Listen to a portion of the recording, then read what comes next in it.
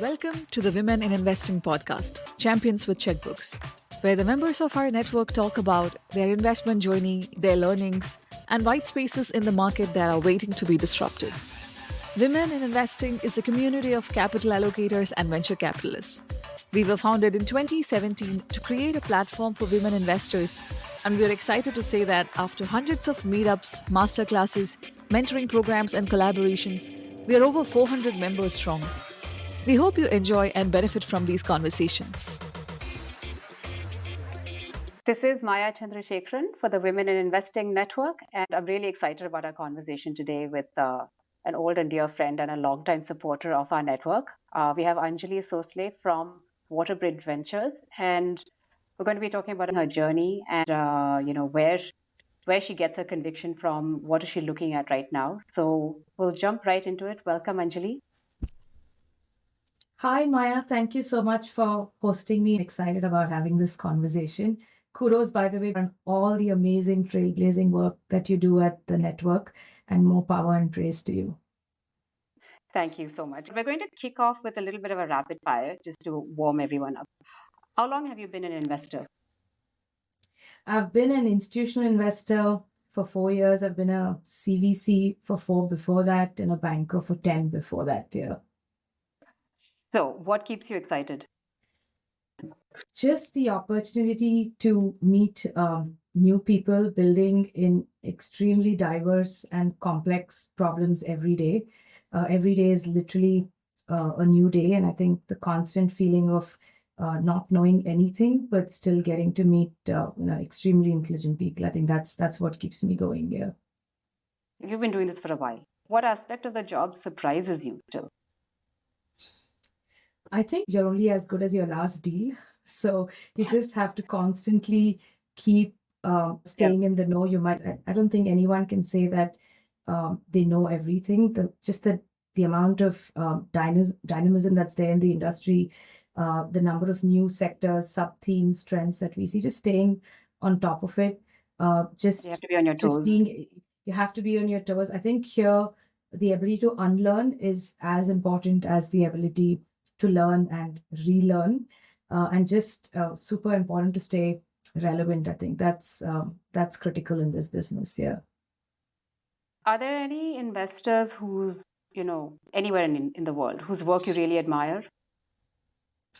I think as a firm, massively admire the work that USV, or like Union Square Ventures, is doing. Fundamentally believe in their right fund sizing approach that they take. Every fund they raise is the same like AUM or the fund size, and just fundamentally believe in taking a few concentrated bets. I would also say Greylock.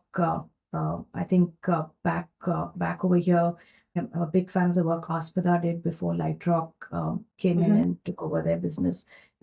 Any sort of personal or professional shout outs, people who helped you get here? That's a very, very long list of people. But these are people I admire and love, and they know who they are. But it is literally at every phase. When I was like a young, I would say, intern in building 2 of Infosys back in 2002-3. I think my first few managers. I think even at EVA, I've had multiple partners who have continued, like till date, remained very strong. Mentors, sponsors, even investors in the fund. And of course, when I moved on to Myntra, I've just been surrounded by a whole troop, I would say, of people and several of them. Yeah. Incredible. And before we wrap up, one thing that people don't know about you, something crazy or interesting or fun. I think only Maya can get these things out of me. I just have this thing for lyrics of songs. So a lot of my memory space is just wasted with lyrics of most pop and rock songs. Yeah. But I just have a thing for lyrics and music. A decade that you enjoy? I kind of topped out at the 90s. I haven't learned anything new since then. So I'm still with the golden oldies. No, I think everything from ABBA to Taylor Swift, I will know most of the lyrics. Very good. And I'm just putting it out there. brain dump this somewhere. At the next Waterbridge get together, I will call on your team members to bring out some carry. Just switching gears a little bit, tell us how you got to become an investor. You've done a bunch of interesting things. Yeah. Yes, I think I've had a unconventional journey, to say the least. I'm actually born and raised in Bangalore, like the rare breed of Bangaloreans still left here. I think Bangalore today is known as startup country or startup city, but growing up, it was called Pensioners Paradise, and that's how I remember Bangalore as like a sleepy old town. But of course, for me, the journey started with Ernst & Young. I did sell-side investment banking for 10 years, 2006 to 16. For me, that was largely selling promoter-owned, operated businesses to private equity houses. So I have instantly, for all my 17, 18 years in the ecosystem, only been working with founders and only always been on the founder side of things. When I left EY in 2016, I was heading up their startup practice. I spent a full year on the road meeting seed Series A founders, convincing them to hire us as their bankers. And I think that was the year I'd just come back from a full year of mat leave, and that was the year I always feel that an inflection point in the ecosystem. 2015 was that year for me. I think retail became e-commerce, the first wave of unicorns came from the Bangalore ecosystem. We had like Quicker and Big Basket and Flipkart, of course. So that got me really excited. I think that 1 year when I came back, I made up my mind that I want to transition more from, I would say, promoter-owned, operated businesses to more entrepreneur-led businesses. And I started spending time meeting and building out a network of founders in early stage. And like I said, trying to see if they would be interested in a banking relationship. Clearly, they weren't. On the other side, now I understand fully why. But that convinced me that I wanted to be closer to early stage. Maybe it was also the 10-year itch, and I wanted something new and exciting. And I used that opportunity to move into the Flipkart group as part of Myntra. Myntra had acquired Jabong. They were both acquired assets for the larger group. They had just Anand had just come in as the first CEO. And I thought it was super exciting to be part of a large startup that was still anchored to a mothership, but just extremely exciting times. Flipkart was already $1 billion in GMV. One thing led to another. Dipanjan was their incoming CFO, and he said, "Why don't you join the party?" And I think that's when I moved. This was Jan 17, and we really didn't have an investment program at that point. This was pre-SoftBank, so it was very much about grappling for margins, trying to make the economics of the business more sustainable, and chartering a path to profitability. So the early role, I was actually head of commercial, which meant improving the margin profile of the business. The reason I took it was, of course, knowing Anand and Dipanjan well, I know I had two like sponsors, like one sponsor and one mentor, I would say. That difference is also important, I feel. And for me, it was an external facing role, building out relationships with brand owners. This was way before the word D2C was even coined, and literally building out that early stage brand ecosystem. So I did that for 4 years. Of course, the Walmart exit was the highlight. And after that, Myntra and Jabong consolidated into Flipkart. And then we had a formal investment program called Brand Accelerator. I was heading that program. We did about 17, 18 investments in those 3 years in early stage up and coming brands. The model being that we seed fund them, and they are mostly manufacturer led and design led. So they take care of design, manufacturing, inventory, and then the platform helps them sell and distribute and scale these brands. So we were literally creating that D2C ecosystem in those 3-4 years. It was when I left, it was almost 100 million in revenue for the group that we had just like built from scratch. And so that was my balance sheet investing stint. It's very, very different from being in a VC or institutional investing. The charter was obviously limited to building out the D2C space. I think a year after the exit and when the groups came together, the program became much larger. Shout out to Ravi Iyer, who literally gave me the charter to expand this into the Flipkart group. Ravi today is head of Corp Dev at Flipkart and runs the largest P&L there. And for me, it was really taking that program there. And I was then looking for my next gig, if I may. And that's when Waterbridge really happened. Yeah. So that's fascinating. That's a really interesting kind of movement, both linearly but also vertically within different aspects of promoter-led startup, large startup, but always founder-facing. Tell me a little bit about what that means now for you from an investment style perspective. How do you invest? I think it is different in many ways, but also similar. Let me start with where the similarities are. As an early stage investor, sourcing access to the right set of deals and founders is extremely critical. You have a point of view on a space, but you're fundamentally investing in people.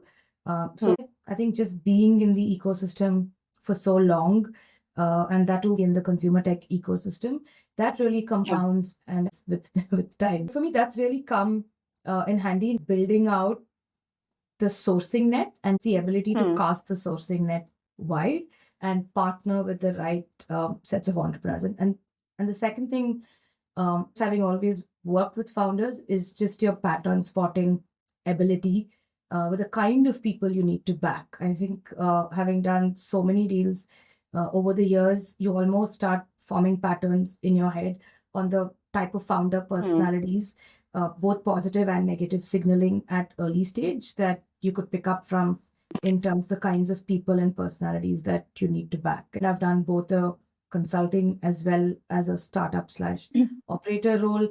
It gives you fairly deep insights on the way some of these businesses work and therefore how you can reverse value add to founders as well.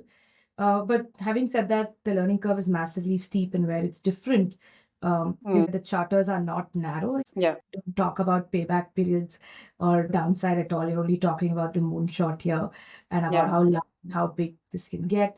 We're actually talking about category creating businesses, about large outsized exits. You're stretching the canvas way beyond just consumer tech into enablers, adjacencies. So that way it's significantly different. It's not a siloed point of view of one large corporate, how they want to build out their portfolio. Yeah. So tell me a little bit, about your investment strategy and how you look at portfolio construction right now. Yeah, I know at early stage, it may seem that everyone's just doing everything, and you're doing you're doing multiple checks, and almost trying to play the index game, do multiple checks, and we'll figure and see which ones succeed. But then fundamentally at Waterbridge, we're thinking about portfolio construction differently. We've done 34 deals in the 7 years that we've been investing. We're currently about 200 million in AUM. And so I think the math is straightforward. Average 5 deals a year. And doesn't matter if it was the peak of the 2020 national lockdown when no one was investing, or the big hype of 2021, we've consistently done average 5, always done 4 to 6 deals a year. We also fundamentally believe that in early stage, you can't work on, borrowed conviction, or you can't do consensus-based investing.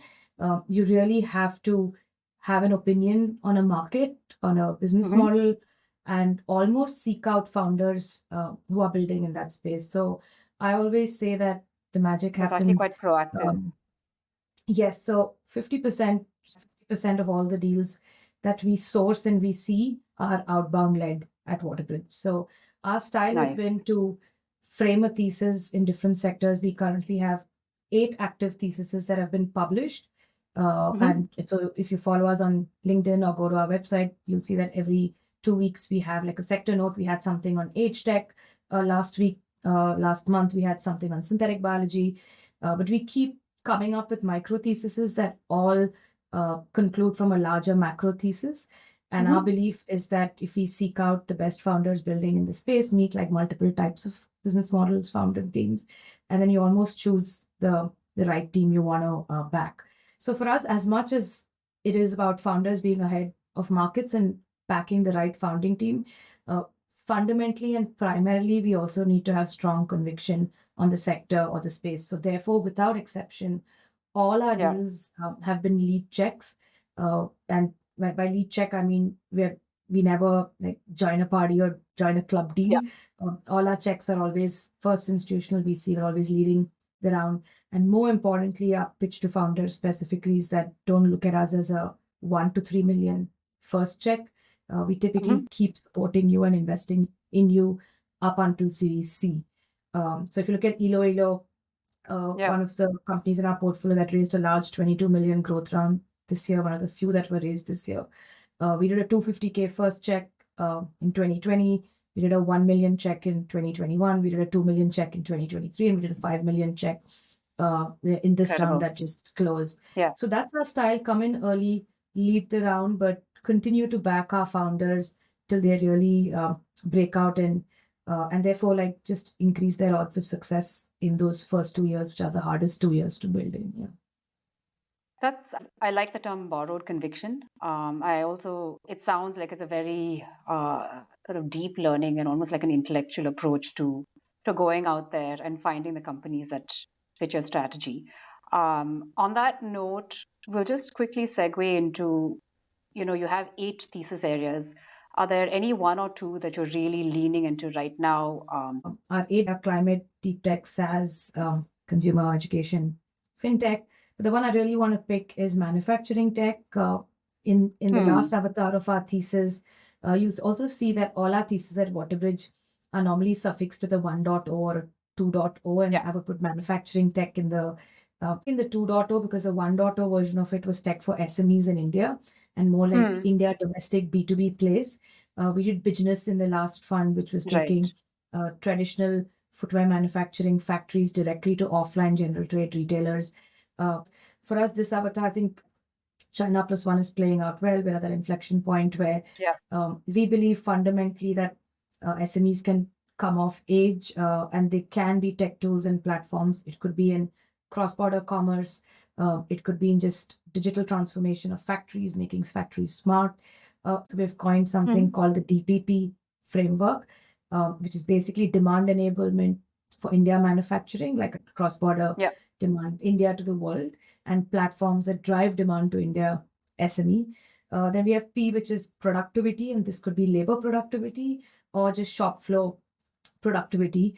And when I say productivity, it could be Industry 4.0, could be robotics, drones, IoT-led automation, analytics, safety, machinery safety, preventive AMCs. The last P is really on procurement. I think supply chains are massively broken in India, and they could be a way to localize supply chains, B, just drive, like bring in PLM tools that help you operate your supply chains more effectively, more transparently, more ethically. The DPP framework is where we're spending a lot of time and meeting a lot of founders building in one of these 3 spaces. Definitely a space that's ready for innovation, disruption. It's a market that's ready to take off from an India perspective. We will be following the kinds of companies that you're looking to support in that space. And on that note, we will call it a day. Anjali, thank you so much for joining us today for Champions with Checkbooks. Looking forward to the next karaoke session. Love the fact that you're very clear about the conviction that you come in with and how you support founders through their entire journey. I think that that can't be said for every fund. I think that really speaks a lot for the way founders and funders can work together. And looking forward to seeing how you build out the rest of your portfolio. And great to have you here. Thank you, Maya. We need all the luck in this world. So thank you for being a supporter and wish you the very best. And once again, kudos to you for all the work that you're doing. This is 100% member and volunteer driven. I think people often forget that. But thank you so much and thanks for having me. This podcast is produced for information and community building purposes. If you wish to learn more about our network, please reach out to us through the links in the show notes. Thank you for tuning in and see you another time.